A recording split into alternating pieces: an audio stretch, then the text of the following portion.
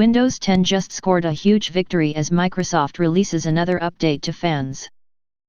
Windows 10 has just scored a huge victory as Microsoft rolls out another update to fans of the computer operating system. Windows 10 appears to have cemented its dominance over Windows 7.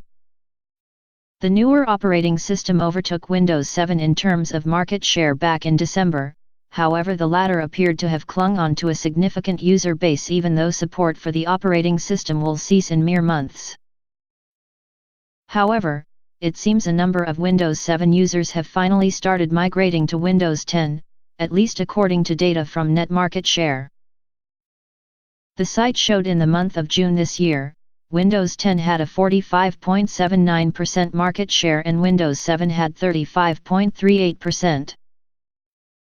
However, the following month the site claimed Windows 7 had lost 3.55% of its share while Windows 10 had gained 3.07%.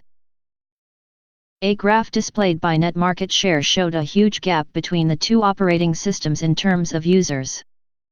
While not confirmed, it is assumed the gains made by Windows 10 are mostly from Windows 7 users that have migrated to the newer Microsoft operating system.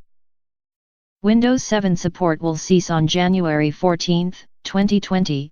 Microsoft has warned individuals that if they continue to use the software it could become more vulnerable to security risks and viruses. While the American tech giant has declared some Windows 7 PCs will be capable of upgrading to Windows 10, it recommends users obtain newer hardware when changing operating system, too. The huge victory for Windows 10 comes as Microsoft has started rolling out a new update for the software. The Redmond-based tech firm recently released a new build of Windows 10 2.0 to Windows Insiders.